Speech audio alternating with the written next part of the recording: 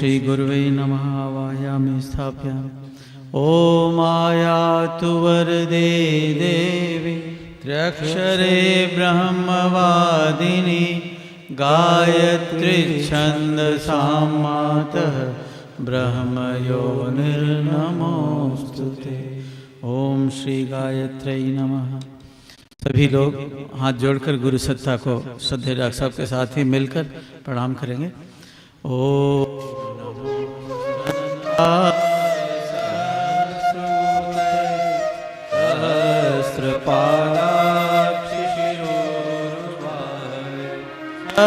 सहस्रनाम्ने पुरुषाय शाश्वते सहस्रकोटि युगधारिणे नमः। सहस्रकोटि युगधारिणे नमः। हमारे विशिष्ट अभ्यागतों का स्वागत डॉक्टर चिन्मय पंड्या जी जो प्रो वीसी हैं वे आकर के करेंगे। श्रद्धेय डॉक्टर साहब का, श्रद्धेय गौरी शंकर भाई साहब का, श्रद्धेय डॉक्टर पांडे जी का, आदरणीय डॉक्टर एस.डी. शर्मा जी।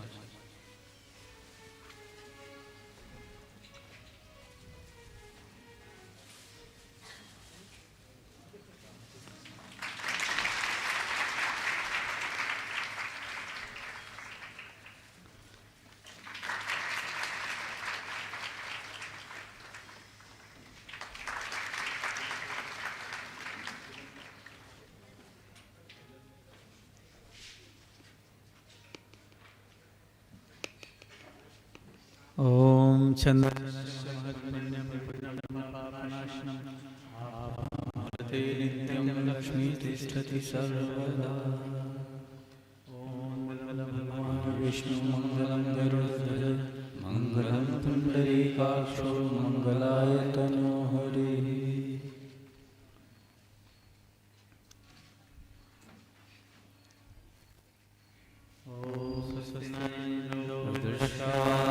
स्वस्ति न पूषा विश्ववेदाः स्वस्ति नस्तार्क्ष्यो अरिष्टनेमिः स्वस्ति नो बृहस्पतिर्दधातु।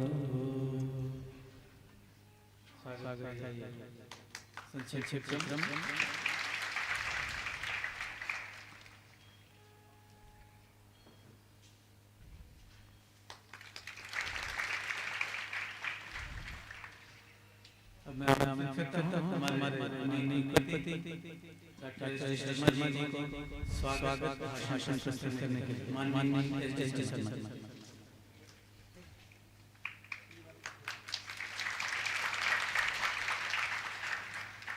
देव संस्कृति विश्वविद्यालय में ज्ञान दीक्षा समारोह के अवसर पर आप सभी आदरणीय अतिथियों का छात्र छात्राओं का स्वागत है। सबसे पहले मैं अपने चांसलर सर कुलाधिपति महोदय डॉक्टर प्रणव पांड्या साहब का स्वागत करना चाहूँगा जिन्होंने अपने व्यस्ततम कार्यक्रम के दौरान समय निकालकर इस ज्ञान दीक्षा समारोह की अध्यक्षता करना स्वीकार किया है। सर आपके मार्गदर्शन में, आपके निर्देशन में ये विश्वविद्यालय फलता रहा है और भविष्य में इसी प्रकार से आगे बढ़ता रहेगा। ऐसी हम सबकी कामना। तत्पश्चात हमारे व्यवस्थापक साहब आदरणीय भाई साहब गौरी शंकर शर्मा भाई साहब का स्वागत करना चाहूँगा। आपने समय निकालकर इस अवसर पर ज्ञान दीक्षा समारोह आप इस समारोह में शामिल हुए। आपका हमारा आग्रह स्वीकार किया। आपका स्वागत एवं धन्यवाद आभार व्यक्त करना चाहूँगा। साथ ही हमारे वरिष्ठतम चिकित्सक आदरणीय भाई साहब डॉक्टर राम प्रकाश पांडे भाई साहब का स्वागत करना चाहूँगा। उन्होंने भी अपना बहुमूल्य समय निकालकर इस अवसर पर विश्वविद्यालय के छोटे से इस कार्यक्रम में आने के लिए हमारा आमंत्रण स्वीकार किया। आपका बहुत बहुत आभार, आपका धन्यवाद, स्वागत। सभी विश्वविद्यालय के प्राचार्य भाइयों, प्राचार्य बहनों, छात्रगण, नव प्रवेशी छात्र छात्राओं, साथ ही शांतकुंज परिसर में वरिष्ठ स्वयंसेवी कार्यकर्ता एवं गायत्री परिजन के सभी सदस्यगण, सबका इस अवसर पर मैं स्वागत करना चाहूंगा। जैसा कि आप जानते हैं, इस विश्वविद्यालय की परंपरा रही है कि हम ज्ञान दीक्षा का समारोह मनाते हैं।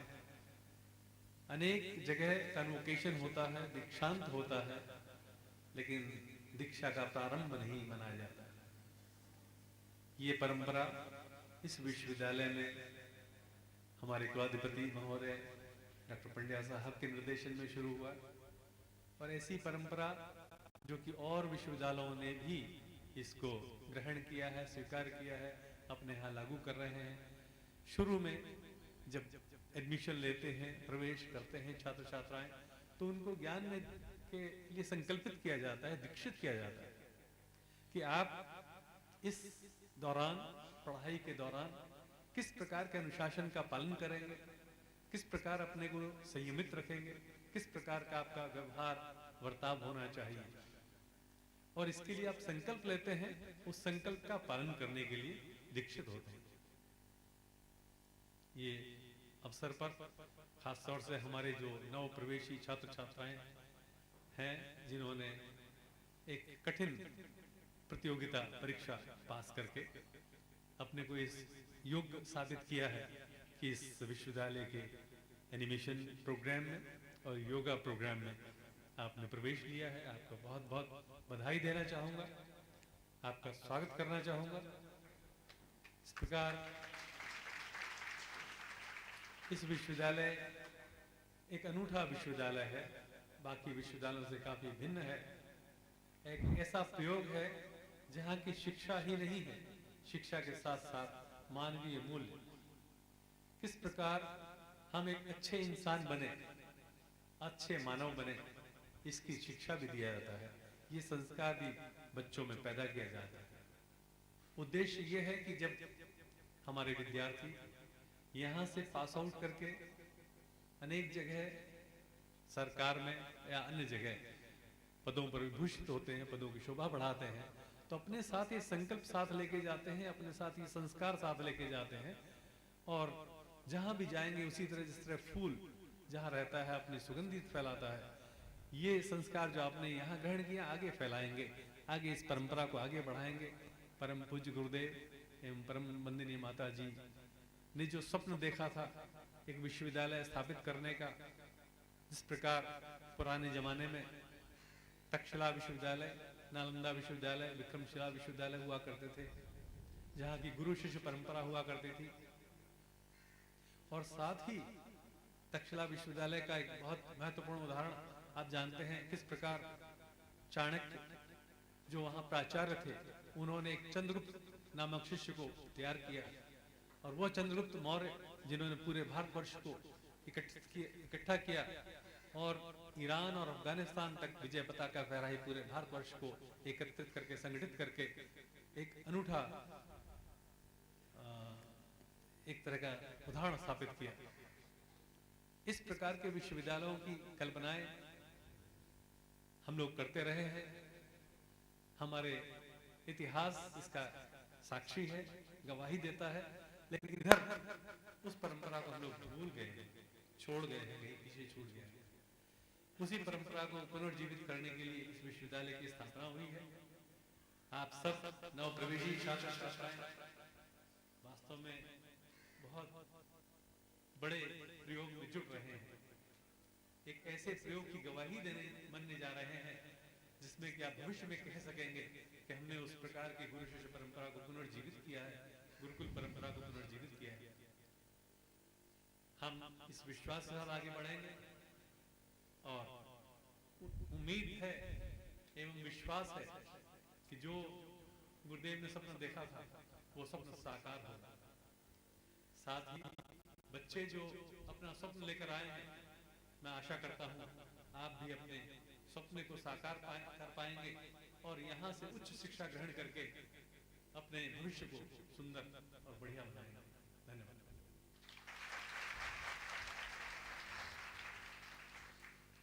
धन्यवाद डॉक्टर SD शर्मा जी। और अब एक प्रज्ञा गीत है हमारे उद्गाता बंधु से प्रस्तुत करेंगे। नमो वेद माता, नमो देव माता। भगवान ही हम सब की माँ है, ऐसा हमारे ऋषियों ने पहचाना था। और वैसे भी माता को सबसे बड़ा गुरु, प्रथम आचार्य कहा जाता है। तो हम सब की माँ, भगवान को माँ के रूप में याद करते हुए एक प्रज्ञा गीत सब लोग वो करेंगे, आत्मसात करेंगे। नमो वेद माता, नमो देव माता।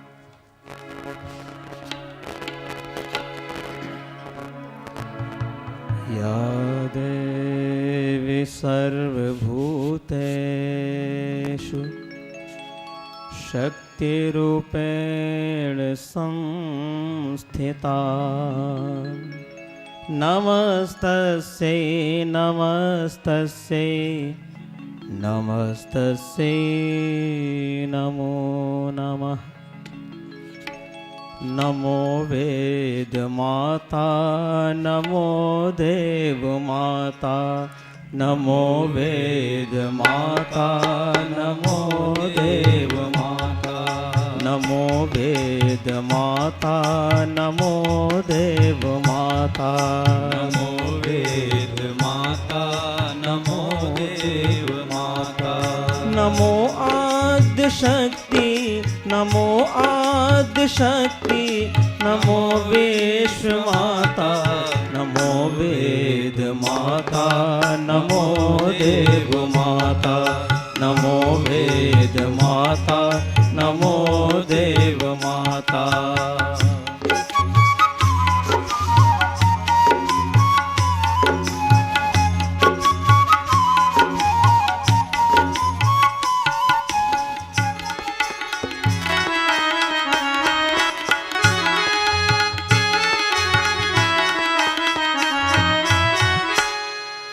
शुभ यज्ञ में हो जीवन हमारा। शुभ यज्ञ में हो जीवन हमारा। बढ़े हम स्वयं औरों को दे सहारा। बढ़े हम स्वयं औरों को दे सहारा।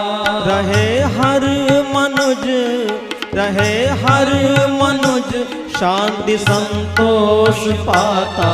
नमो वेद माता, नमो देव माता। नमो वेद माता, नमो देव माता।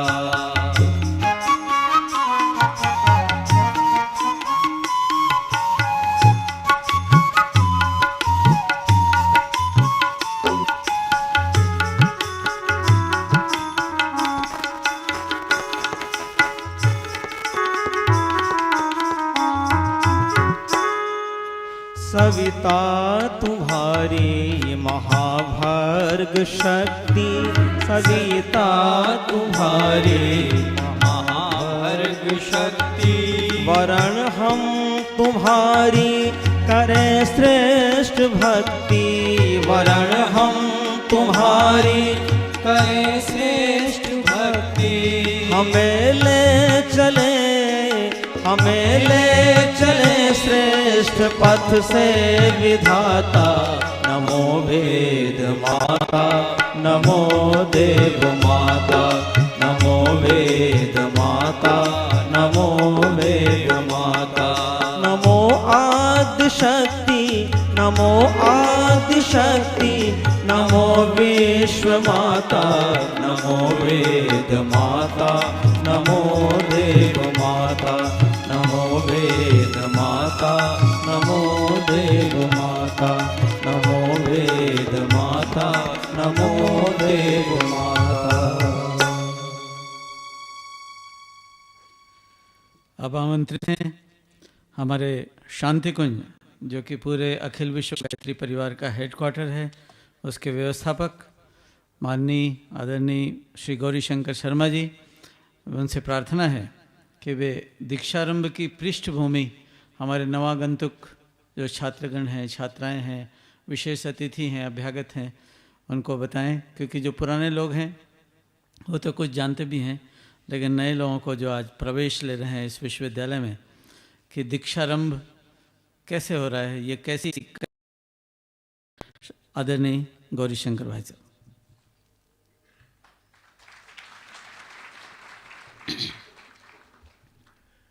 गायत्री मंत्र साथ साथ। ओम भूर्भुवः स्वः तत्सवितुर्वरेण्यं भर्गो देवस्य धीमहि धियो यो नः प्रचोदयात्। परम पूज्य गुरुदेव एवं वंदनीय माता जी के सूक्ष्म संरक्षण में यहाँ विराजमान अतिथिगण, भाइयों और बहनों, बच्चों, ये ज्ञान दीक्षा का कार्यक्रम है जो यहीं से प्रारंभ हुआ है। ज्ञान में दीक्षा, ज्ञान के दो मतलब हैं, एक तो शिक्षा है, एक विद्या है। दो पक्ष हैं उसके। जो शिक्षा है वह हम जो किताबों से पढ़ते हैं, जिस विषय के अंदर हम पारंगत होते हैं, वो शिक्षा है। लेकिन वास्तविकता के अंदर अभी भी इन लोगों ने, कईयों ने जानकारी हासिल की तो ये पता चला कि जो आदमी सक्सेस हैं बहुत जीवन में, उनके जीवन में शिक्षा ने का उतना महत्व नहीं है जितना उनके अंदर विद्या का महत्व था। विद्या का मतलब है सभ्यता, सभ्यता का मतलब है प्रकृति, प्रकृति का मतलब है हमारा जीवन। हमारा जीवन किस तरह का हो, हमारा व्यवहार किस तरह का हो, हमारी बातचीत किस तरह से, प्रकृति को समझेंगे तो, क्योंकि सभ्यता और संस्कृति हमारी बिल्कुल ऋषि तंत्र के साथ जुड़ी हुई है। और सभ्यता के अंतर्गत ही जो है ये आता है कि हमारा चाल चलन कैसा हो, हमारा उठना बैठना कैसा हो, हमारा व्यवहार कैसा हो। आप किसी भी विषय के मास्टर हैं, लेकिन सबसे पहले व्यवहार ही काम आता है। आदमी जो सेलेक्ट करता है व्यवहार से सेलेक्ट, आपका उसके साथ व्यवहार कैसा, आप अपनी बात को पूरा अपने व्यक्तित्व के द्वारा कह सकते हैं या नहीं कह सकते, मूल्य उसी का है। संस्कृति बात बिल्कुल अलग आ गई, जिसको अध्यात्म कहते हैं वो बात बिल्कुल अलग हो गई। ये भौतिक अध्यात्म कह सकते हैं हम इसको। पहले हम इसमें पारंगत हो जाएं कि हमारी जो विद्या है, विद्या का मतलब ये होता है कि हम प्रकृति और हमारे साथ हमारा तारतम्य है या नहीं है। नेचर क्या कहती है, नेचर को हम समझते हैं या नहीं समझते हैं। एक अफसर ये समझता है कि मेरे दबाव के अंदर आकर के सब ठीक काम कर रहे हैं और ठीक कर रहे हैं, जब तक वो कुर्सी पर रहता है तब तक लोग उसके आगे पीछे फिरते रहते हैं, और जो ही वो कुर्सी से हटा उसको कोई पूछता भी नहीं है। तो कहाँ चला गया उसका वो वचन? वो एक दबाव में था।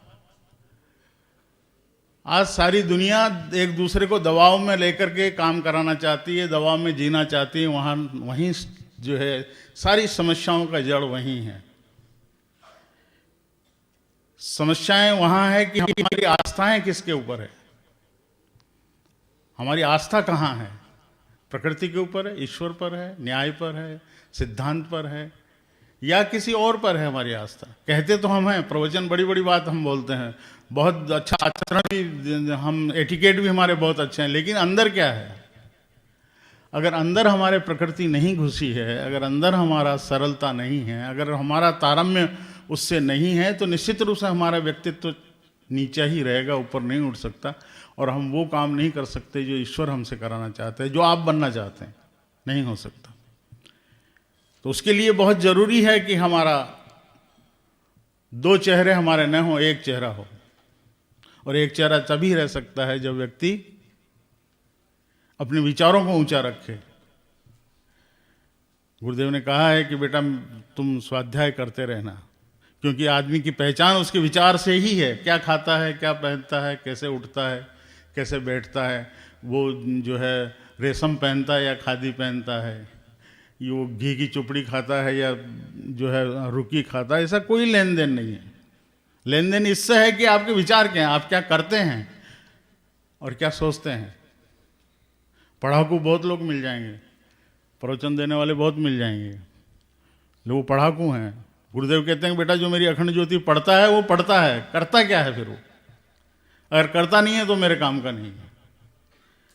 आप गुरुदेव के विचारों की बहुत तारीफ करते हैं, विचारों को जो है बहुत वो बात करते हैं, लेकिन उसके अनुरूप हमारा जीवन नहीं है, उसके अनुरूप हमारा आचरण नहीं है, तो निश्चित रूप से हम कभी भी प्रगति नहीं कर सकते, कार्यकर्ता नहीं बन सकते। ये गुरुदेव का कहना है।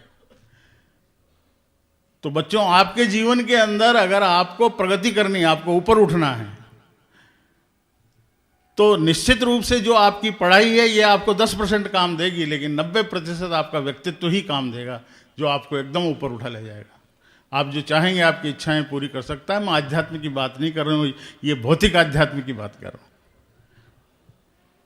वास्तविक आध्यात्म जिसको संस्कृति कहा है वो बात दूसरी है। बात किसी रोज अब आप सुनते ही रहते हैं, समझते रहते हैं, मैं तो उसकी व्यवहारिक बात कर रहा हूँ।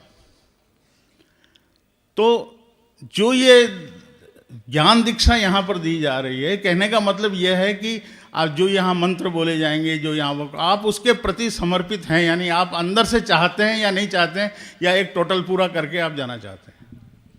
एक टोटल पूरा हो जाएगा, बस एक कुछ मंत्र बोलेंगे, कुछ वो करेंगे, नहीं। जब तक विचार के क्रिया के साथ भाव और विचार नहीं होता है, जब तक उसमें शक्ति उत्पन्न नहीं होती। सुबह के टहलने से, दिन भर के टहलने से शहद बनती है, लेकिन एक पोस्ट मास्टर सारा दिन टहलता रहता है, उसकी शहद नहीं बनती, क्योंकि उसके विचार कुछ और हैं, वो किसी दूसरे उद्देश्य से करता है। पहलवान अखाड़े में अपने आप का शरीर बना लेता है, लेकिन मजदूर सारा दिन पत्थर उठाता है, लेकिन उसका शहद नहीं बन सकती, क्योंकि उसके विचार कुछ और हैं।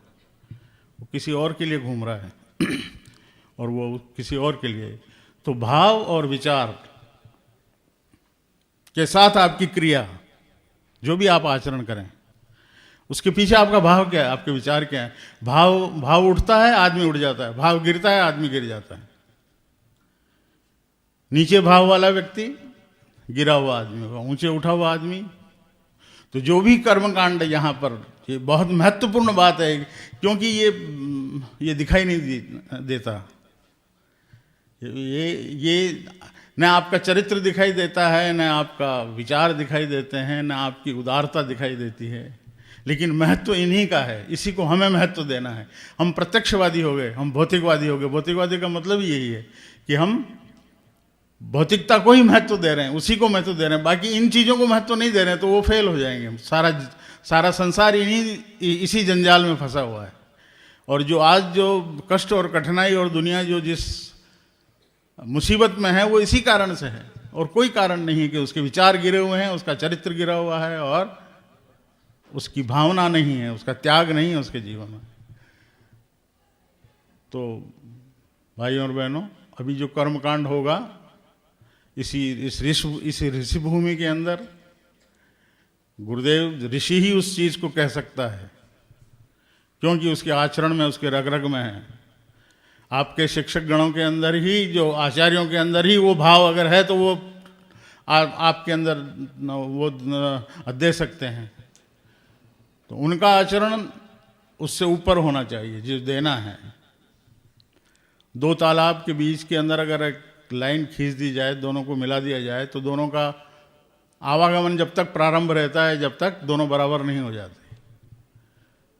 तो अध्यापकगण, आचार्यगण का चरित्र, उनके विचार, उनके अंदर त्याग, उनकी भावना इतनी ही ऊंची होगी, तो आप उससे जो शिक्षण लेंगे वो निश्चित रूप से आपके जीवन में चार चांद लगा देगा। आप क्या सीखेंगे, क्या नहीं सीखेंगे, ये कोई महत्वपूर्ण नहीं है, लेकिन विद्या के अंदर आपका गुण, आपके कर्म, आपका स्वभाव के ऊपर उतना ही हम ध्यान दें। यहाँ रेजिडेंशियल बनाए इसीलिए गया है कि हम एक दूसरे मिल करके उसे एक माहौल बना दें, और उस माहौल के अंदर उन चीज़ को हम डेवलप कर सकें। क्योंकि लोहा खुले में नहीं पिघलता कभी, उसके लिए भट्टी चाहिए, आवा चाहिए। खुले में लोहे आप पिघाल दें, नहीं पिघलेगा। भट्टी, ये भट्टी बनाई है गुरुदेव ने, शांति कुंज विश्वविद्यालय, ये भट्टी है, वहाँ भट्टी तैयार है, उसके अंदर हम जाएं और उसके अनुरूप हम निकल करके बाहर आएँ। तो जो कर्मकांड अभी बोला जाएगा उसके पीछे भाव आप ग्रहण करें, उसको स्वीकार करें अंदर से, इनर साइड से। दो चेहरे नहीं, एक चेहरा लेकर के, कि हम एक चेहरा लेकर के चलेंगे और उसको हम स्वीकार करते हैं और उसी के अनुरूप दृढ़ संकल्पित होते हैं। संकल्प से ही मनुष्य ऊपर उठता है। छोटे छोटे संकल्प होते हैं, उसी संकल्प आदमी तोड़ता है, आदमी गिर जाता है, संकल्प उठाता है, आदमी उठ जाता है। तो छोटे छोटे संकल्प हैं। तो आप अपने जीवन में उन संकल्पों के सहारे ही आगे बढ़ सकते हैं। तो अभी जो कर्मकांड होगा इस दिव्य वातावरण के अंदर, प्रखर प्रज्ञा सजर श्रद्धा के गोद के अंदर बैठे आप उन कर्मकांड को और उनके दिए हुए निर्देश को उतना ही उस भाव और विचार दोनों के साथ मिलकर के आप करेंगे तो निश्चित रूप से परमात्मा आपको आपके जीवन में सफलता प्रदान करेगा। धन्यवाद, आभार।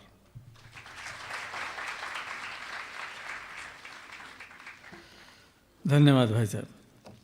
और अब आमंत्रित करने जा रहे हैं हम डॉक्टर राम प्रकाश पांडे जी को, जो हमारे शताब्दी चिकित्सालय के वरिष्ठ चिकित्सक हैं। बहुत पहले से हम इनको देखते आ रहे हैं, 1976 से 70 से 75 से बल्कि, कि गुरु जी के जो वाक्य हैं वो इन पे बिल्कुल लागू होते हैं। अपने लिए कठोरता और दूसरों के लिए उदारता। और सज्जन लोग अमीरी में गरीब जैसे नम्र और गरीबी में अमीर जैसे उदार होते हैं। डॉक्टर पांडे जी आमंत्रित हैं।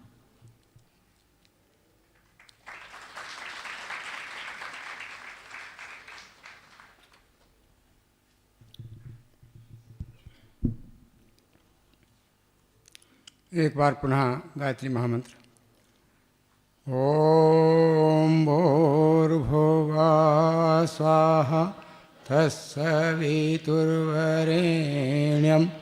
भर्गो देवस्य धीमहि धियो यो नः प्रचोदयात्।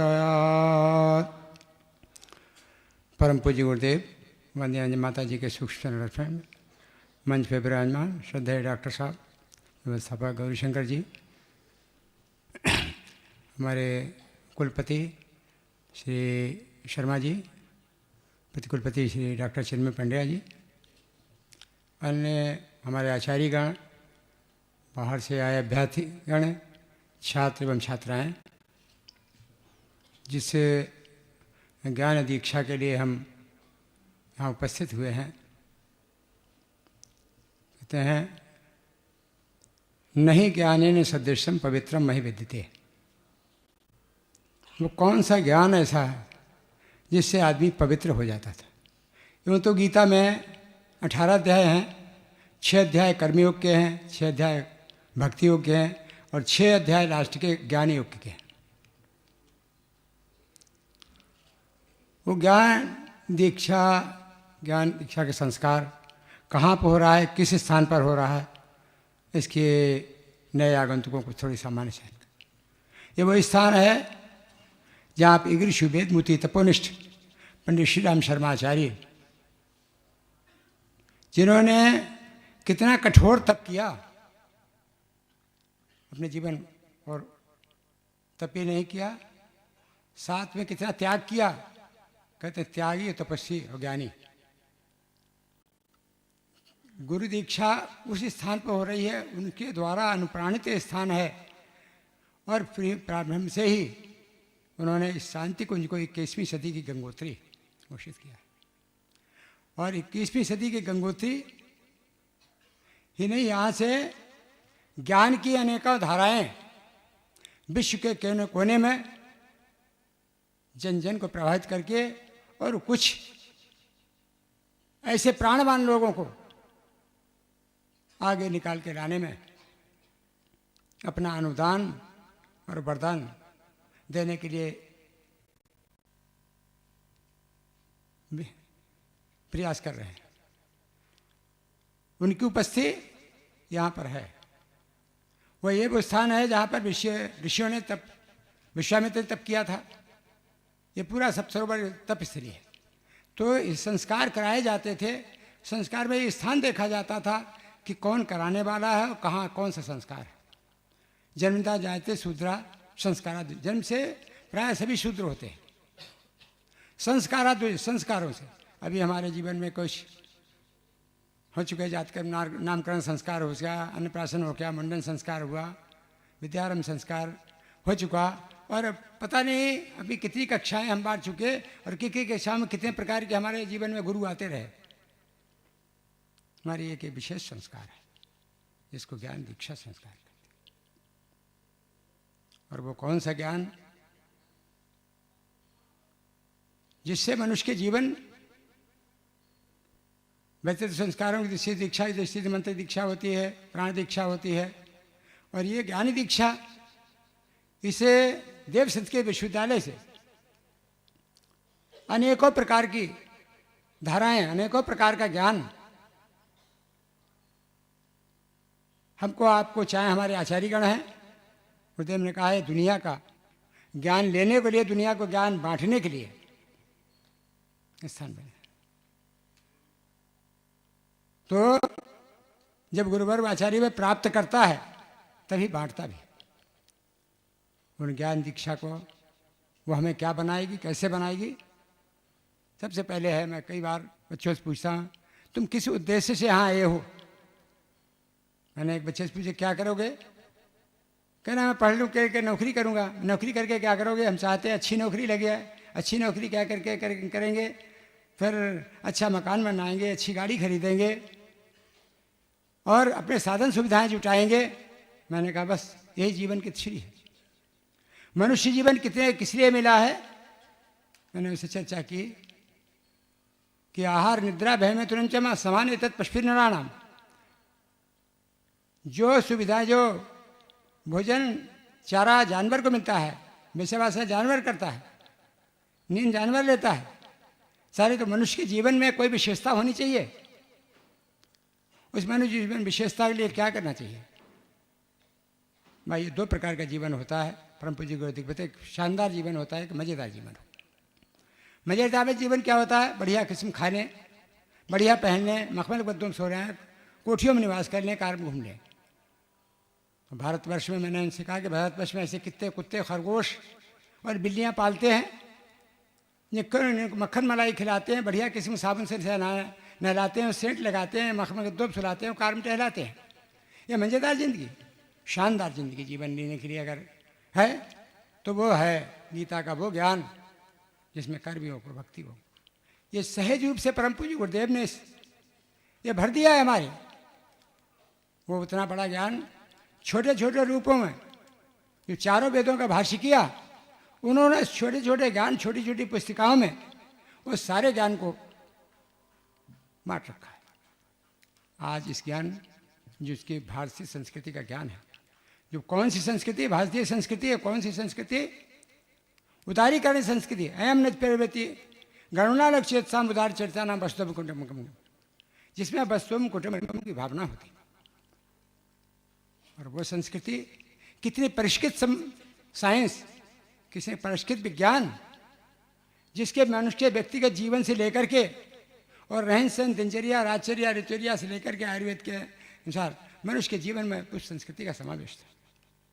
उसी संस्कृति को पाने के लिए हम देव बने। जैसे कई कर्म किया जाता है, कोई कर्म किस भावना किया जाए? जब कर्म दूसरे के लिए किया जाता है तब कर्म बनता है। वैसे एक साधारण सा दूसरे के हित के लिए जो कर्म किया जाता है वही कर्म योग बनता है, और ईश्वर को प्रसन्न करने के लिए जो कर्म किया जाता है वही भक्ति योग बनता है। तो यहाँ पर आए हैं। हमसे प्रारंभ में, मैं जब कक्षा पास करके छठी में गया, मुझसे मेरे एक प्रिंसिपल थे वहीं उस इंटर कॉलेज के, पूछने लगे तुम क्या बनोगे? मैंने कहा मैं एक डॉक्टर बनूंगा। उस समय एक छोटा बच्चा था, डॉक्टर बनूंगा, फिर क्या करोगे? मैं करूंगा, मैं देश की सेवा करूंगा। सेवा करोगे? कैसे सेवा करोगे? मैंने यह समय आए बताएंगे। और वही हुआ। तो मैं जब अपनी पढ़ाई करके डॉक्टरी पढ़ के निकला तो मेरे साथ एक शर्मा जी थे, वो आरएसएस में, हम भी शाखा में जाया करते थे, वो भी जाया करते थे, महेश दत्त शर्मा। और उन्होंने, हमने पूछा शर्मा जी आप क्या करेंगे? मैं डायरेक्ट इसका मैं आरएसएस का कार्य करूँगा और मुझे आरएसएस के प्रचारक बना, जिला प्रचारक बना गया। मेरे मन में आया ये कितने सौभाग्यशाली हैं और इनके ऊपर भी कोई कमाने का उत्तरदायित्व तो नहीं आया। काश अगर हमारी परिस्थितियाँ भी हमारे अनुकूल होती या हमको कोई ऐसा मार्गदर्शक, ऐसा गुरु मिल जाता तो हम भी देश और समाज की संस्कृति, ये भावनाएं थी, भावनाओं ने संचार किया और शायद कुछ ही वर्ष पूछे और परम पूज्य गुरुदेव का सानिध्य मिल गया और सानिध्य मिल करके वो कार्य करने। आज हम आप सब बड़े सौभाग्यशाली हैं जो हमको आप पर, यहाँ पर आने के लिए लालायित होते हैं, तरसते हैं और यहाँ पे आपका संस्कार हो। कल मैं पूछ रहा था यहाँ पर संस्कार प्रकोष्ठ में कि इस वर्ष कितने संस्कार हुए, अभी मुंडन संस्कार कितने हुए जिनका ये मकर संक्रांति। हमने कहा पिछले वर्ष तो लगभग 300 सवा 300 संस्कार हुए थे और वो युवा जिन्होंने चोटी नहीं कराई, मुंडन संस्कार कराया है। और इस चोटी की संस्कृति, भारतीय संस्कृति माने चोटी की संस्कृति, देव संस्कृति। मुझे जब एक बार सन 76 में मैं जोधपुर में किसी कार्यक्रम के अंतर्गत था, मिशन के कार्यकर्ता, वहाँ रोटरी क्लब के कुछ मेंबर्स आए, उनके मंत्री भी आए, कहने आप हमारे यहाँ कुछ कार्यक्रम रख सकते हैं। हमने कहा अवश्य रखते हैं, हमारे पास समय है। कौन सा समय? हमने कहा ये शाम का समय हमारे पास खाली है। 3:30 बजे हम उनके यहाँ पहुँच गए। पहुँचने पर हमने कहा बताइए साहब किस विषय पर बोलना है? उन्होंने कहा भारतीय संस्कृति पर। हमने कहा ठीक, कितनी देर का समय? उन्होंने कहा एक आपके पास छूट है, आप 1 घंटा या सवा घंटा जो भी बोलना चाहें। उसके बाद उस भारतीय संस्कृति की गौरव गरिमा क्या बयान किया जाए इतने समय में। मैं वही बात कहता हूँ। एक बार डॉक्टर राधाकृष्णन से किसी ने पूछा कि आपको अगर 5 मिनट बोलना हो तो कितनी देर पहले आपको बताया जाएगा? उन्होंने कहा 5 मिनट पहले।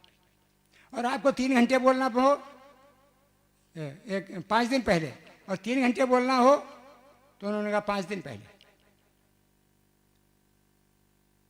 कितनी गरिमापूर्ण अपनी भारतीय संस्कृति। एक सर्वधर्म सम्मेलन हो रहा था, वहां पर ग्रंथ जमाए गए, पुस्तकें, ऊपर सबसे बाइबल रखा गया। उन्होंने सबसे, वहां के जो प्रमुख पादरी थे, उन्होंने कहा देखिए साहब ये बाइबल सबसे ऊपर है। डॉक्टर राधाकृष्णन ने कहा मूल तो आधार है, चूंकि उन्होंने जड़ में नीचे में लगा रखा था। उन्होंने कहा मूल तो आधार है। कितनी वजनदार, कितनी गौरव गरिमापूर्ण संस्कृति थी। आज उस गौरव संस्कृति के आए जिसके कारण, और जैसे मालूम लोगों ने कितने अपने शिखा नहीं कटाई। कहते चोटी की संस्कृति थी। आज चोटी की संस्कृति, देश समाज संस्कृति के लिए प्राण पर से जुटवाने वाले लोग, पेट तो हर एक का पेट भरता है, हमारा आपका भी पेट भरता रहेगा। हमारे समाज के उन कार्यों में परम पूज्य गुरुदेव जो युग परिवर्तन का संकल्प लिया है, उसमें हमारा कितना योगदान हो, उस योगदान में हमारी किस प्रकार की हमारी पृष्ठभूमि हो, और कितना हम कर सकते हैं अधिक से अधिक करने के लिए। यदि हमारी विश्वविद्यालय बनाया गया है, यह पढ़ाई लिखाई, ये शिक्षा नहीं, ये शानदार जीवन व्यतीत करने के लिए जैसा था। और उस संस्कृति में विद्यालय में कहते थे, जहाँ पर मथुरा में एक विद्यालय बना है, उसमें उस लोगों ने शिक्षा पाई थी, आचार्य जुगल किशोर कितने प्रेम महाविद्यालय में, और उन्होंने देश में कितनी क्रांति करने के लिए। आज भी काश ठीक वैसा हमारे, आप मालूम है उस संस्कृति के अंदर किस प्रकार से भगत सिंह, राम प्रसाद बिस्मिल से अपने हंसते हंसते पे फंदों पर, फांसी के फंदों को स्वीकार किया। वैसी स्थिति नहीं, और स्वतंत्रता आई। स्वतंत्रता आने के नाम पे बाद में क्या संहिता फैली है, उस संहिता को नियंत्रित करती है, अनुशासन करके उस भारतीय संस्कृति के अंदर वो अगाध श्रद्धा उस किस प्रकार से अगाध श्रद्धा, उदात्त भावनाएं और उत्कृष्ट चिंतन का अगर हम समावेश हो जाए और हमारे आपके जीवन में आ जाए तो हमारा जीवन निहाल हो जाए और हम देश और संस्कृति के लिए कुछ करने के लिए परम पूज्य के युग परिवर्तन की उस अभियान में अपना गिलहरी जैसा योगदान दे सकें, ये हमारा बड़ा परम सौभाग्य है।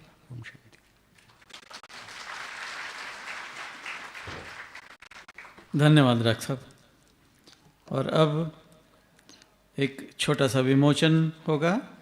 हमारे बीच में उपस्थित हैं डॉक्टर शांतिलाल नागर, दिल्ली के हैं और उन्होंने एक अंग्रेजी में किताब 2 भाग में लिखी है, the biographical dictionary of ancient Indian rishis part 1 and part 2। तो वे आमंत्रित हैं, श्रद्धेय डॉक्टर साहब को अपनी किताब भेंट करेंगे। श्रद्धेय डॉक्टर साहब उसका विमोचन करेंगे।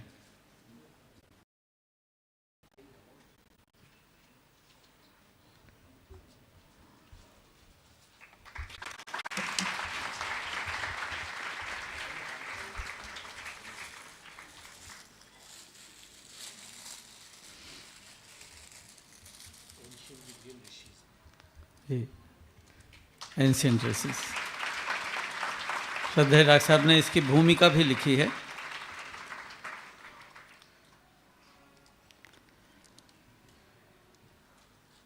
अब ये जो दीक्षा, ज्ञान दीक्षा जो है, इसका कर्मकांड, विशेष कर्मकांड है, उसको संचालित करने के लिए मैं आमंत्रित करता हूँ हमारे भाई श्री जितेंद्र मिश्र को।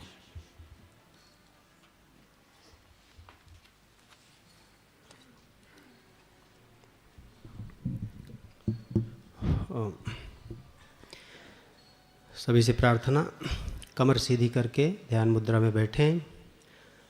प्रातःकालीन उदीयमान सविता देवता के दिव्य स्वर्णिम प्रकाश का ध्यान करते हुए सद्बुद्धि, सद्ज्ञान, सद्भाव के अपने अंतःकरण में, हृदय में, मन मस्तिष्क में जागरण उन्नयन की प्रार्थना करते हुए गायत्री मंत्र साथ साथ बोलने की कृपा करें। ओम भूर्भुवः स्वः तत्सवितुर्वरेण्यं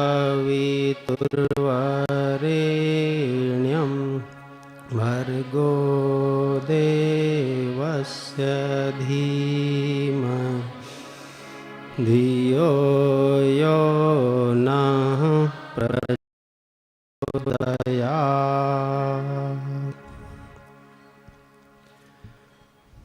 गुरु सत्ता की सूक्ष्म चेतना की उपस्थिति में मंचासीन परम श्रद्धेय डॉक्टर साहब एवं हमारे समस्त परम सम्मानीय अग्रज बंधुओं एवं सम्मानीय अतिथियों को नमन करते हुए इस ज्ञान दीक्षा के पावन समारोह में समुपस्थित देव संस्कृत विश्वविद्यालय के नवागंतुक और हमारे सभी पुराने छात्र छात्राएं, अभी आपने ज्ञान दीक्षा का महात्म्य हमारे सम्मानीय अग्रज बंधुओं के श्रीमुख से सुना। वो केवल किताब का ज्ञान नहीं था, परम पूज्य गुरुदेव के सानिध्य में लंबे समय से जो जीवन विद्या उनके जीवन में ओतप्रोत है, वो उसका अनुभवजन्य एक संदेश था, जिसको अगर हम जीवन में उतारेंगे तो निश्चित रूप से हम महामानव बनेंगे। कर्मकांड संक्षिप्त है, प्रेरक है, उसका महत्वपूर्ण चरण संकल्प का परम श्रद्धेय डॉक्टर साहब आपको स्वयं करवाएंगे। वेद कहता है कि परमात्मा 4 पाद वाला है, अविद्यापाद, विद्यापाद, आनंदपाद और तुरीयपाद। अविद्या जो सांसारिक ज्ञान है उसको कहते हैं, उसको सूचनाओं का संग्रहीकरण भी कह सकते हैं। विद्या जो हमारे जीवन में, संस्कारों में, हमारी चेतना में ओतप्रोत होती है, उसे कहते हैं। विद्या को अविद्या तो किसी भी तरीके से पाई जा सकती है, लेकिन विद्या को पाने की पहली शर्त है पवित्रता। पवित्र जीवन, पवित्र खान पान, पवित्र भावनाएं अगर होंगी तो ही विद्या हमारा वर्ण करेगी। तो ऐसे विद्या को देव संस्कृत विश्वविद्यालय के पावन प्रांगण में आप आत्मसात करेंगे उसके लिए हम इस कर्म कांड के प्रथम चरण से शुरुआत करते हैं, पवित्रीकरण। आपके ऊपर पवित्र गंगा जल का भी सिंचन किया जाएगा, हमारे उपाचार्य स्वयंसेवक भाई बहन करेंगे। यहाँ से कुछ सूत्र बोले जाएंगे, उसे आप सब दोहराएंगे बड़े श्रद्धा से, भावना करेंगे कि ये जल की बूंदें हमारे शरीर पर पड़ रही हैं, हमारा आचरण पवित्र हो रहा है, हमारा मन धुल रहा है, मंत्र और प्रार्थना की तरंगों से हमारी भावनाएं पवित्र हो रही हैं, हम अंदर बाहर से पूर्ण पवित्र हो रहे हैं। विद्या माता हमारा वर्ण करें, ऐसे उनसे भाव भरी प्रार्थना सूत्र दोहराएं। ओम पवित्रता मम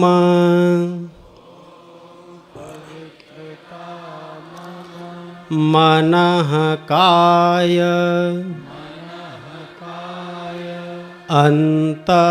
अंतःकरणेषु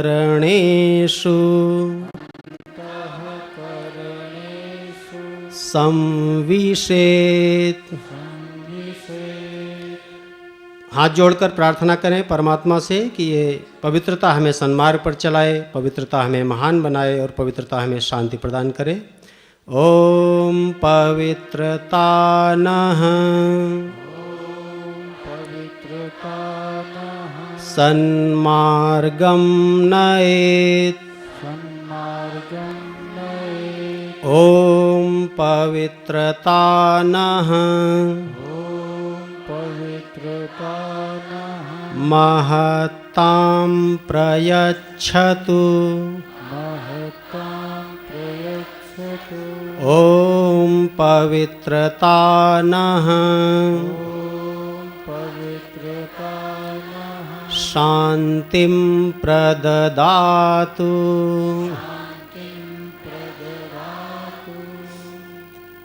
दूसरी क्रिया है प्राणायाम। प्राणायाम से हम प्राणवान बनते हैं, हमारे अंदर जीवनी शक्ति का विकास होता है। हमें भावना करें कि हमारे चारों ओर सविता देवता का दिव्य प्राण का एक श्वेत सागर लहरा रहा है, उसमें हम बैठे हैं। गायत्री तीर्थ की दिव्य प्राण ऊर्जा को हम गहरी श्वास के माध्यम से अपने रोम रोम में, अंतःकरण में, मन मस्तिष्क में आत्मसात कर रहे हैं। सविता देवता उस प्राण के प्रभाव से हमारे अंदर के विकारों को नष्ट कर रहे हैं, जला रहे हैं और हमारे अंदर की दिव्यता को, हमारे अंदर उत्साह, उमंग, ऊर्जा, चेतना, प्राण का उन्नयन कर रहे हैं। ऐसी भावना करना है। मंत्र यहाँ से बोला जा रहा है, आप सब उसके बाद के इंस्ट्रक्शन के क्रम में प्राणाकर्षण प्राणायाम संपन्न करेंगे। ओम विश्वानि देव सवितर्दुरितानि परासुव यद्भद्रं तन्न आसुव। धीरे धीरे दोनों नासिका से श्वास खींचें, पूरे फेफड़े को फुलफिल करें। भावना करें हमारा रोम रोम सविता का तेज सोख रहा है, हमारा शरीर प्राणवान बन रहा है, हमारा मन सविता का तेज सोख रहा है, हमारा मन तेजस्वी हो रहा है, हमारा हृदय सविता का तेज सोख रहा है, हमारा हृदय तेजोमय प्रकाशवान बन रहा है। बाहर भीतर से हम प्रकाशपूर्ण बन गए। धीरे धीरे श्वास को बाहर निकालें और भावना करें कि अंदर की नेगेटिविटी, अंदर के सारे दोष निकलकर दूर अंतरिक्ष में चले जा रहे हैं। सामान्य स्थिति में आकर अगला क्रम, मस्तिष्क को संस्कारित करने की प्रक्रिया तिलक के माध्यम से हम करते हैं। रोली चंदन आपके पास दिया है पात्र में, उसको आप अनामिका उंगली में ले लीजिए, लगा लीजिए रिंग फिंगर में, सामने अपने रखिए, दृष्टि के अभी लगाए नहीं। पहले वो सूत्र दोहराएं कि हम इस रोली चंदन के माध्यम से अपने मस्तिष्क को संस्कारित करने के साथ क्या प्रेरणा दें। हमारा मस्तिष्क शांत रहे, बात बात पे, छोटी छोटी बातों पे हमें गुस्सा ना आए, जिससे हमारी ही जीवनी शक्ति का ह्रास होता है, हमारा पतन होता है। हमें हमारे मस्तिष्क में अनुचित आवेश प्रवेश न करने पाएँ और हम ऐसे कार्य करें जिससे सदैव हमारा मस्तक ऊंचा रहे, गर्व से हम समाज में ऊंचा सिर करके चल सकें और सदैव विवेक हमारा जागृत रहे। इन्हीं प्रेरणाओं को अपने आप को आत्मसात करते हुए अपने जीवन में आप संस्कृत के सूत्र दोहराने के बाद गायत्री मंत्र साथ साथ बोलते हुए एक दूसरे को परस्पर सम्मान पूर्वक तिलक कर देंगे। सूत्र दोहराएं। ॐ मस्तिष्कं शान्तं भूयात्। ॐ अनुचितः आवेशः मा भूयात्। ॐ शीर्षम् उन्नतं भूयात्। ॐ विवेकः स्थिरीभूयात्। गायत्री मंत्र बोलते हुए तिलक लगाएं, एक दूसरे का सम्मानित करें। ओम भूर्भुवः स्वः तत्सवितुर्वरेण्यं भर्गो देवस्य धीमहि धियो यो नः प्रचोदयात्। अब अगला क्रम है रक्षा सूत्र का क्रम है नहीं, लेकिन उसमें कलावा रख दिया है। एक भाव है, यहाँ गायत्री तीर्थ में बैठते हैं तो रक्षा सूत्र भी बांध लें पूजा के क्रम में। तो ये संकल्प का प्रतीक है, व्रतशीलता का प्रतीक है। तो संकल्प के सूत्र जिनसे आप महामानव बनने वाले हैं, श्रद्धेय डॉक्टर साहब आपको संकल्पित कराएंगे। ये आपको याद दिलाता रहेगा, आपके हाथ में बंधा रहेगा। तो एक हाथ में ले लें और एक दूसरे के हाथ में परस्पर बांधेंगे। पुरुष और कुमारी कन्याएं दाहिने हाथ में, विवाहित जो माताएं बहनें हैं वो बाएं हाथ में रक्षा सूत्र बंधवाएं। और तीर्थ में हम जो कुछ संकल्प करेंगे उसका दृढ़तापूर्वक पालन करेंगे, ऐसा आप भाव बनाएं, बांधें। ओम व्रतेन दीक्षामाप्नोति दीक्षयाप्नोति दक्षिणां दक्षिणा श्रद्धामाप्नोति श्रद्धया सत्यमाप्यते। ओमेन बद्धो बलिराजा दानवेन्द्रो महाबलः तेन त्वां प्रतिबध्नामि रक्षेमाचलमाचल। ओम यदा बध्नन्दाक्षायणा हिरण्यग्वंशतानीकाय सुमनस्य मानाः तन्मया बध्नामि शतशारदाय आयुष्मांजरदष्टिर्यथा सम्मान। अब धरती माता को नमन वंदन करेंगे, क्योंकि माँ का स्थान हमारी संस्कृति में भगवान से भी ऊंचा बताया है। जन्म देने वाली माँ और ये धरती माँ, ये स्वर्ग से भी महान इनका दर्जा है। धरती माँ हमें न सिर्फ जीवन के विकास, उन्नयन, रक्षण, पोषण के जो आधार तत्व हैं वो प्रदान करती है, बल्कि अपने दिव्य संस्कारों को प्रदान करके हमारे जीवन को ऊंचा उठाने की प्रेरणा भी देती है। दोनों हाथों से जहाँ बैठे हैं धरती माँ का स्पर्श करें, संस्कृत का सूत्र दोहराएं जिसका भाव है कि धरती हम सब की माता है, हम सब इसकी संतान हैं। धरती माता को हम प्रणाम करते हैं, बाद में उसकी प्रेरणाओं को आप आत्मसात करेंगे। सूत्र बोलें। माता भूमि पुत्रोऽहं पृथिव्याः नमो मात्रे पृथिव्यै। हाथ जोड़ें, माँ से प्रार्थना करें, हे धरती माता, आप उर्वर हैं, हमें श्रेष्ठ वृत्तियाँ दें। आप पोषण कर्त्री हैं, हमारी श्रेष्ठताओं को पुष्ट करें। आप धारण कर्त्री हैं, हमें ज्ञान धारण की शक्ति प्रदान करें। आप सुगंधि की स्रोत हैं, हमारे जीवन को शुभ संस्कारों से सुवासित बनाएं। ऐसी माँ से प्रार्थना। अब इस गायत्री तीर्थ के कण कण में विद्यमान जो दिव्य देव शक्तियाँ हैं, परमात्मा के विभिन्न धाराओं के रूप में क्रियारत जो ऋषि चेतना यहाँ वास करती है, विभिन्न तीर्थों की जो चेतना शक्ति मौजूद है, विभिन्न रूपों में जो हमारे सम्माननीय आचार्यगण, परम स्नेहीगण जो विद्यमान हैं, जिनके आशीर्वाद से हमें वो ज्ञान प्राप्त होगा जिससे हम यशस्वी बनेंगे, उन सबको हाथ जोड़कर नमन वंदन करें। शालीनता बिना मोल मिलती है, लेकिन उससे सब कुछ खरीदा जा सकता है, परम पूज्य गुरुदेव कहते हैं। तो आप हाथ जोड़ें, पहले विश्वव्यापी परमात्मा सत्ता को नमन करें। सूत्र दोहराएं और नमः शब्द के साथ मस्तक झुकाकर प्रणाम करते चलेंगे। ओम परमात्मने नमः। ओम सर्वाभ्यो देवशक्तिभ्यो नमः। सर्वेभ्यो देवपुरुषेभ्यो नमः। ॐ सर्वेभ्यो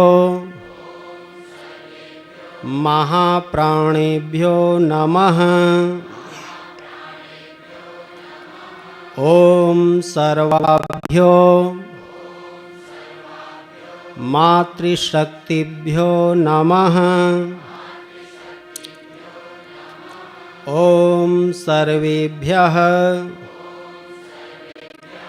तीर्थेभ्यो नमः। ॐ महाविद्यायै नमः।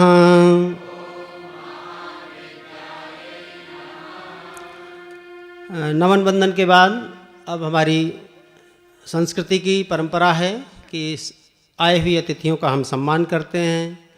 देव शक्तियाँ हमारी परम श्रद्धास्पद हैं, उनके चरणों में हम पंचोपचार के माध्यम से अपनी श्रद्धा, अपनी पुष्पांजलि समर्पित करते हैं। आप सबके प्रतिनिधि के रूप में हम परम आदरणीय डॉक्टर राम प्रकाश पांडे बाबू जी से निवेदन करेंगे कि वह गुरुदेव के चरणों में, देव शक्तियों के चरणों में पंचोपचार समर्पित कर पूजन करें। आप सब भाव करें कि हम जो कुछ भी ज्ञान प्राप्त होगा यहाँ से, प्रतिभा, उसका हम समाज के, विश्व के, राष्ट्र अंश नियोजित करते रहेंगे। यही इस पूजन का भाव है, मर्म है। सूत्र दोहराएं। ओम सर्वेभ्यो देवेभ्यो नमः।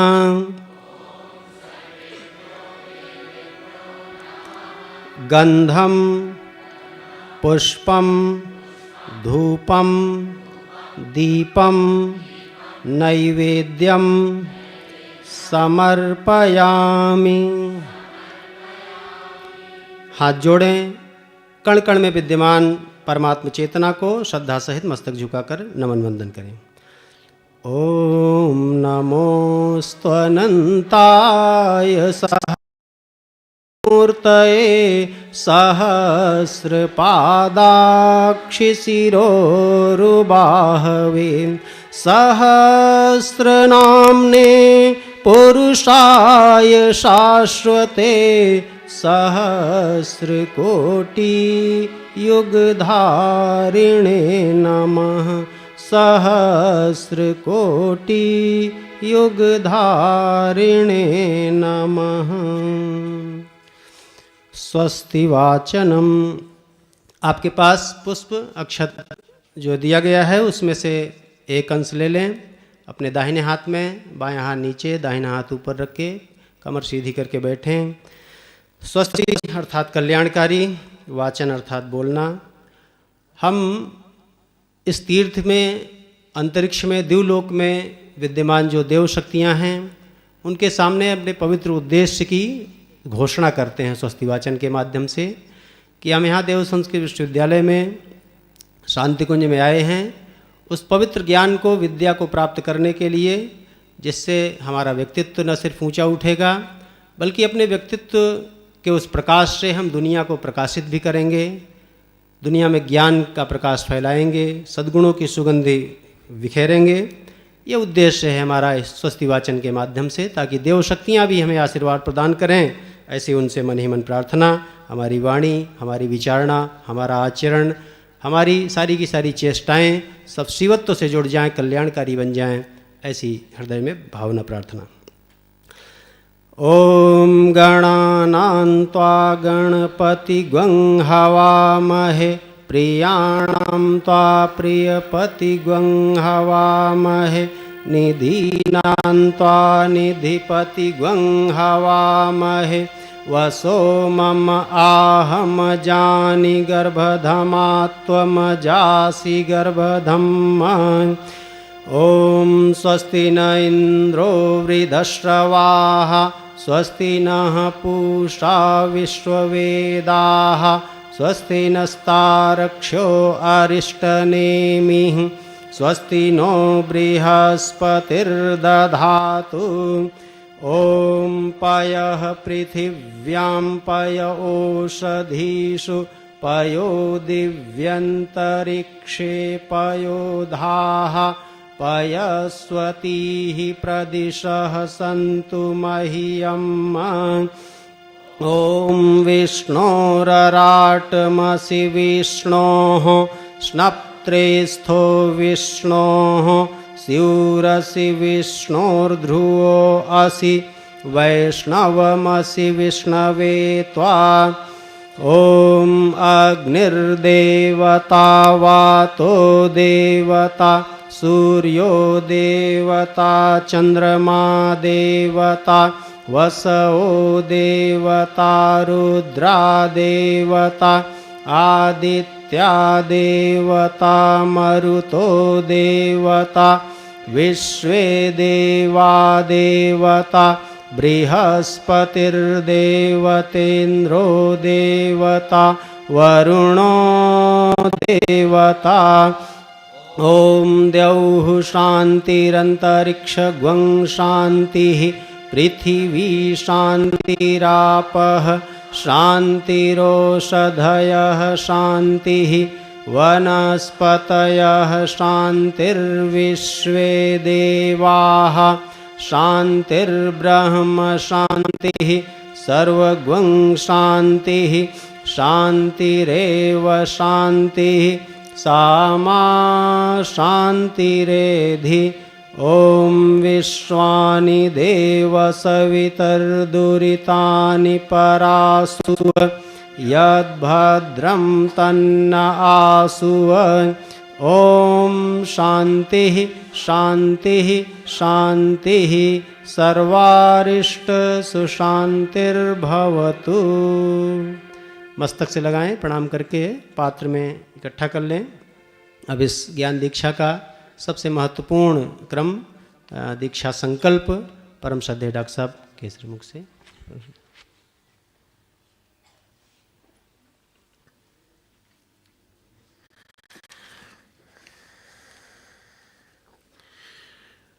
अभी एक कर्मकांड कराया गया। इस कर्मकांड के माध्यम से मनोभूमि बनाई गई, साथ में बाहर भी पानी गिर रहा था। तो एक प्रकार से जो स्नातकों के लिए जितनी शर्तें होती हैं पूरी हुई। स्नातक का मतलब होता है नहाया हुआ। जल से भी स्नान कराया और भगवान ने भी ऊपर से स्नान कराया। ये अच्छा संकल्प है, बढ़िया।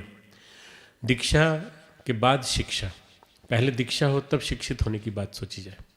इसलिए दीक्षा का संकल्प, और दीक्षा के संकल्प में छात्र छात्राओं के साथ साथ विद्यार्थियों के साथ साथ हमारे अध्यापकगण भी संकल्प लेंगे, और साथ साथ संकल्पित होने का, साथ साथ जुड़ने का भाव रखेंगे। जहाँ बोला जाए छात्र छात्राओं के लिए वहाँ वो अपना नाम बोलेंगे, और जहाँ बोला जाए शिक्षकों के लिए वहाँ वो दीक्षित कराने की दृष्टि से। मैं जब दीक्षित करा रहा हूँ तो मेरे साथ सारे शिक्षक शिक्षिकाएं भी दीक्षित करा रहे हैं आपको, इस भाव के साथ। मैं अब अपना नाम बोलेंगे छात्र छात्राएं। स्नातकों के लिए निर्धारित आदर्श मर्यादा एवं कार्य योजना के अनुरूप ज्ञान पाने, अब हमारे अध्यापकगण बोलेंगे ज्ञान देने की साधना, व्यक्तित्व गढ़ने, आप लोग बोलेंगे गढ़ाने की तप साधना हेतु निष्ठापूर्वक दीक्षित होता हूँ। ये तो मैं बोल रहा हूँ, जो लड़कियाँ वो होती हूँ बोल सकते। अब ये दोनों के पुरुषार्थ से, सामूहिक पुरुषार्थ से, समन्वित पुरुषार्थ से संभव है। इसलिए साथ साथ चलने का भाव, और साथ साथ चलने का भाव हमारे वेदों में बताया गया है कि किस तरह से हमें चलना चाहिए। उसका भावानुवाद है, साथ साथ हो रक्षण पालन, साथ साथ पुरुषार्थ करें, तेजस्वी हो ज्ञान हमारा, नहीं परस्पर द्वेष करें। इसी का संस्कृत मेरे साथ साथ बोलेंगे। ओम सहना ववतु सहनौ भुनक्तु सह वीर्यम करवावहै तेजस्विनाव धीतमस्तु माँ विद्विषावहै। इसके बाद बोलेंगे हम दोनों का यश एक साथ बढ़े। यश जो होता है लौकिक होता है, और लौकिक होने के नाते लोग जानते हैं कि ये इस यूनिवर्सिटी से पढ़े हैं बच्चे और इस तरह से प्रसिद्धि मिली है। शिक्षकों को भी प्रसिद्धि मिलती है, लोग जानते हैं कि यहाँ के शिक्षक शिक्षिकाएं ज्ञानी हैं, विद्वान हैं और एक विषय में विशेषज्ञता रखते हैं, पारंगत हैं। तो ये जो यश है ये लौकिक है, ये पढ़ने और पढ़ाने के सम्यक साधना से पड़ेगा। दूसरा है, मेरे साथ बोलेंगे, हम दोनों कौन? आप और शिक्षक शिक्षिकाएं दोनों मिल करके, अकेले नहीं। ये कोई भी कार्य अकेले नहीं होता, छात्र और उनके टीचर्स, शिक्षक स्टूडेंट्स और उनके टीचर्स, हम दोनों का ब्रह्म वर्चस्व एक साथ बढ़े। ब्रह्म वर्चस्व जो है ये अलौकिक है, ये आत्मबल से जुड़ी हुई प्रक्रिया। ब्रह्म यानी आत्म, वर्चस्व यानी बल, अपने अंदर का आत्मशक्ति संवर्धन। हम दोनों का ब्रह्म वर्चस्व बढ़े मतलब हम लोग का हमारा आत्मिक तेज बढ़े, इस भाव के साथ। अब कुछ सूत्र मैं बोलूँगा, छात्र छात्राएं जो हैं वो स्वीकार है, अगर उनको स्वीकार है तो बोलें, और स्वीकार है तभी दीक्षित होंगे, तो इसलिए स्वीकार है बोलना ही पड़ेगा। तो स्वीकार है का संस्कृत है मान्यम, ठीक है, तो मान्यम बोलना है। अच्छे अच्छे सूत्र हैं।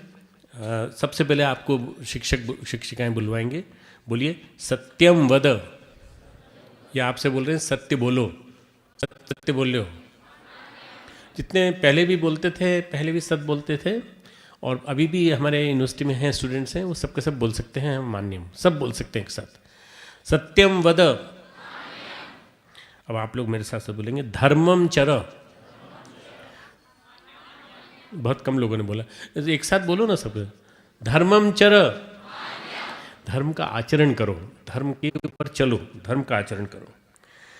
तीसरा है स्वाध्याय में प्रमाद मत करो। स्वाध्याय में प्रमाद करोगे तो आपका ज्ञान जो है बहुत बहुत सीमित होकर रह जाएगा, कूप मंडूक होकर रह जाएंगे। इसको बढ़ाइए खूब ज़्यादा, आध्यात्मिक भी और भौतिक दृष्टि से स्वाध्याय होना चाहिए। आप मेरे साथ बोलेंगे स्वाध्यायान माँ प्रमदः। आप लोग बोलिए। इसके बाद है धर्म में प्रमाद नहीं करना। धर्म के कार्यों में, धर्म क्षेत्र में, धर्म जो है उसको कहते हैं कर्तव्य परायणता कहते हैं। हम ड्यूटी पालन में कहीं भी प्रमाद नहीं करेंगे। धर्मान्न प्रमदितव्यम। अब संसाधनों के विकास में प्रमाद नहीं करेंगे। हमारे को कंप्यूटर टेक्नोलॉजी भी आनी चाहिए, साइबर टेक्नोलॉजी भी आनी चाहिए, वेब सर्फिंग भी आना चाहिए, और हमें अपने से रिसोर्सेज भी बढ़ाना चाहिए, अपने लिए भी और यूनिवर्सिटी के लिए भी। नए नए सॉफ्टवेयर बनाएंगे, नए नए प्रोग्राम्स बनाएंगे। अगर ये दिमाग में आती है बात तो ये भी करेंगे, और नई किताबें लिखेंगे, नए प्रोजेक्ट बनाएंगे, नए पेपर्स लिखेंगे। ये जितनी भी चीज़ें हैं इसको कहते हैं संसाधन। संसाधन यूनिवर्सिटी के भी काम आए, संसार के भी काम आए, समाज के भी काम आए। लिखेंगे, बोलेंगे भूत्यई न प्रमदितव्यम। बोलिए। अगला है स्वाध्याय और प्रवचन में प्रमदितव्यम, यानी प्रवचन में प्रमाद नहीं करना। प्रवचन में तो आप लोग कोई प्रमाद नहीं करते, एक दूसरे को प्रवचन देने में कोई दिक्कत नहीं होती। खुद को प्रवचन देना है, अपने आप को समझाना है ना। स्वाध्याय और प्रवचन में प्रमाद नहीं करेंगे। जहाँ कहीं बोलना पड़े वहाँ बोलेंगे, और जहाँ नहीं बोलना हो नहीं बोलेंगे। स्वाध्याय अगर ढंग से क्यों होगा तो प्रवचन में भी श्रेष्ठता होगी, नहीं होगा तो प्रवचन बहुत बहुत हल्का फुल्का उथला होगा। ठीक है ना। स्वाध्याय प्रवचनाभ्याम न प्रमदितव्यम। अब बहुत ही निर्विवाद बातें हैं तीन। माता को देवता मानने की बात है। बोलिए मातृदेवो भव। अब है पिता को देवता मानो, पितृदेवो भव। अब है आचार्य देवो भव। इसमें थोड़ा डाउट लग रहा है बच्चों की तरह से।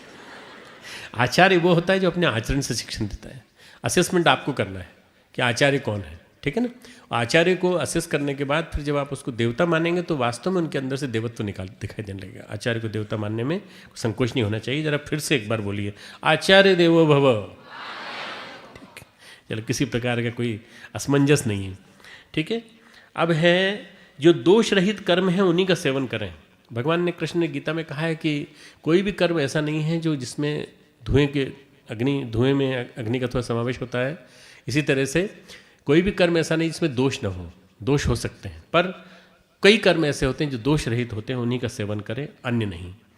यानि अनविद्यानि कर्माणि तानि सेवितव्यानि नो इतराणि बोलिए। अब जो हमारे श्रेष्ठ चरित्र हैं उन्हीं का पालन करना, और किसी का नहीं। होता क्या है, हम रोल मॉडल उनको बना लेते हैं जो हमारे लिए अनुकूल नहीं है। या तो हमारे रोल मॉडल हैं फिल्मी कलाकार, फिल्मी अभिनेता, या हमारे रोल मॉडल हैं वो क्रिकेटर जो देश की लुटिया बाहर डुबो रहे हैं, वहाँ जाके देखो। ऐसे लोगों को रोल मॉडल बनाने से क्या फ़ायदा।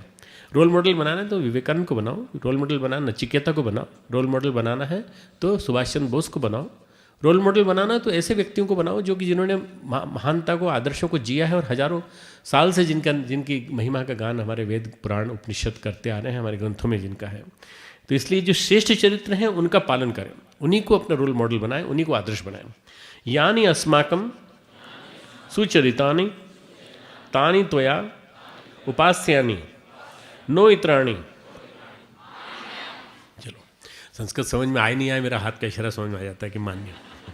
अब इसके आगे बोलेंगे, मैं, सभी को बोलना है ना, आप सबको, मैं पृथ्वी पुत्र हूँ। अब इसमें पुत्री बोलने की जरूरत नहीं है, क्योंकि पुत्र शब्द जो है यहाँ पर जो न्यूट्रल जेंडर में लगा गया। मैं पृथ्वी पुत्र हूँ, भूमि मेरी माता है, मेरा जीवन मातृभूमि की सेवा में समर्पित रहेगा। मैं लोक कल्याण के लिए समर्पित रहूँगा। संपूर्ण विश्व को अपने ज्ञान और शक्ति से उद्दीप्त रखने की मेरी चेष्टा रहेगी। मेरे पूज्य आचार्यों से मुझे जो ज्ञान प्राप्त होगा उससे अपने राष्ट्र को जीवंत और जागृत रखूँगा। प्रत्येक नियम और अनुशासन का मैं पालन करूँगा।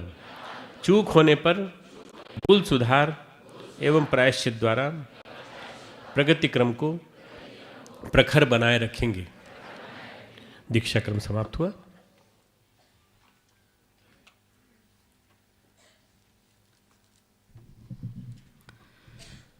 अब श्रद्धेय डॉक्टर साहब के व्याख्यान के अध्यक्षीय उद्बोधन के पूर्व एक प्रज्ञा गीत है जो न सोचो अकेले किरण क्या करेगी। हम लोग आदर्शों के मार्ग पर जीवन मूल्यों की ओर चलने वाले जो तैयार हो रहे हैं छात्र छात्राएं, ये न सोचें कि हम अकेले क्या करेंगे, हम एक प्रकाश की किरण हैं। इसी बात को अभिव्यक्त करता हुआ ये गीत है, प्रज्ञा गीत, जो हमारे उद्गाता बंधुगण प्रस्तुत करेंगे। न हो साथ कोई अकेले चलो तुम, सफलता तुम्हारे चरण चूम लेगी। अगर उग सको तो उगो सूर्य से तुम, प्रखरता तुम्हारे चरण चूम लेगी। अमरता तुम्हारे चरण चूम लेगी। न सोचो अकेली किरण क्या करेगी। न सोचो अकेली किरण क्या करेगी। तिमिर में अकेली किरण ही बहुत है। तिमिर में अकेली किरण ही बहुत है। न करेगी, न सोचो अकेली किरण क्या करेगी। तिमिर में अकेली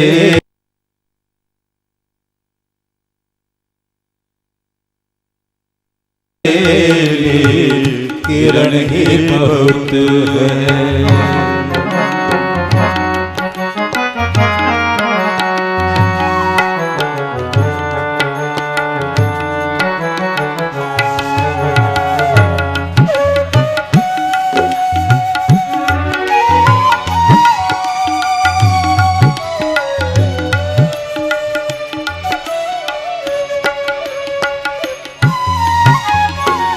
कठिन हो कि जब एक पग भी बढ़ाना, कठिन हो कि जब एक पग भी बढ़ाना, कठिन हो कोई गीत जब गुनगुनाना, कठिन हो कि जब एक पग भी बढ़ाना, कठिन हो कोई गीत जब गुनगुनाना, थकावट भरे उन व्यथा के क्षणों में, थकावट भरे उन व्यथा के क्षणों में, बरसता हुआ एक घन ही बहुत है, बरसता हुआ एक घन ही बहुत है।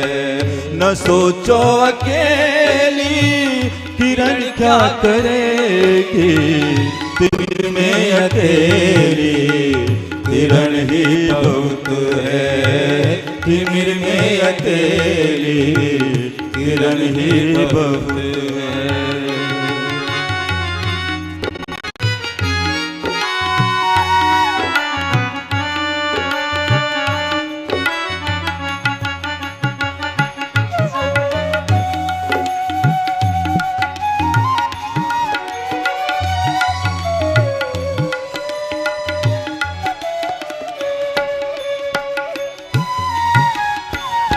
न अब है समय, अब न सोचो निमिष भर, न अब है समय, अब न सोचो निमिष भर, चलो चल पड़ो आत्मसंकल्प लेकर, न अब है समय, अब न सोचो निमिष भर, चलो चल पड़ो आत्मसंकल्प लेकर, भरा ध्वंस के आखिरी छोर पर जो खड़ा, ध्वंस के आखिरी छोर पर जो सृजन के लिए एक क्षण ही बहुत है, सृजन के लिए क्षण ही बहुत है। न सोचो अकेली किरण क्या करेगी, न सोचो अकेली किरण क्या करेगी, तिमिर में अकेली किरण ही बहुत है, तिमिर में अकेली किरण ही बहुत है, तिमिर में अकेली किरण ही बहुत है, तिमिर में अकेली किरण ही बहुत है।